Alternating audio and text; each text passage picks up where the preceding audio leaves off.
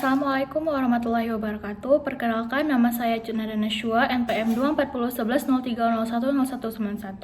Baik, pada kali ini saya akan mempresentasikan atau menjelaskan hasil dari PowerPoint yang telah saya buat dengan judul Akuntansi untuk Kehilangan Proses Produksi.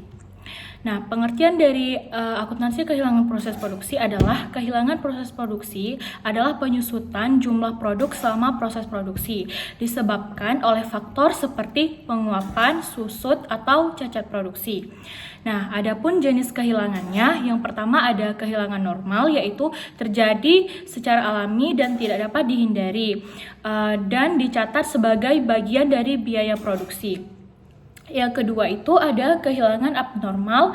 Yang pertama itu melebihi batas wajar. Yang kedua dicatat sebagai kerugian dalam laporan laba rugi. Tujuan akuntansi kehilangan produksi yaitu menentukan biaya produk secara akurat, membuat pengembalian dan efisiensi proses produksi. Nah, selanjutnya ada akuntansi atas kehilangan produksi. Akuntansi atas kehilangan produksi itu ada sisa bahan. Yang pertama ada material yang tersisa setelah proses produksi yang bisa digunakan kembali atau dijual kembali, dicatat sebagai aset persediaan dan tidak dibebankan ke biaya produksi. Yang kedua ada produk rusak. Nah, produk rusak itu yang tidak memenuhi standar kualitas dan tidak bisa diperbaiki. Jika terjadi secara manual, termasuk dalam biaya produksi. Jika abnormal, dicatat sebagai kerugian yang terpisah. Nah, selanjutnya ada produk cacat. Adapun produk cacat yang tidak sempurna tapi masih bisa diperbaiki atau dijual dengan nilai lebih rendah. Biaya perbaikan atau penyusutan ini dicatat sesuai kondisi produk tersebut. Selanjutnya ada sisa bahan. Sisa bahan itu material yang tersisa bisa digunakan kembali, dicatat sebagai aset persediaan. Nah, selanjutnya ada produk rusak, produk gagal yang tidak bisa diperbaiki, normal dan biaya produksi. Abnormal, kerugian terpisah.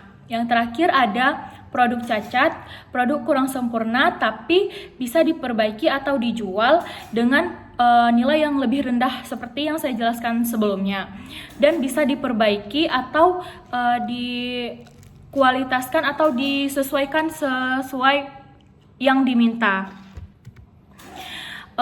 Untuk kesimpulan dari materi yang saya jelaskan itu adalah sisa bahan adalah material yang tersisa setelah proses produksi dan masih dapat digunakan untuk dijual kembali sehingga dicatat sebagai aset persediaan. Kalau produk rusak tidak memenuhi standar dan tidak dapat diperbaiki. Jika terjadi secara normal, biayanya dibebankan ke biaya produksi tapi tidak abnormal, dicatat sebagai kerugian. Yang ketiga ada produk cacat yang tidak sempurna namun masih bisa diperbaiki seperti yang saya jelaskan sebelumnya, dan menjadi untuk pencatatan yang penting untuk mengontrol kualitas, menghitung biaya produksi secara akurat, dan menjaga transparansi laporan keuangan. Cukup sekian. Assalamualaikum warahmatullahi wabarakatuh.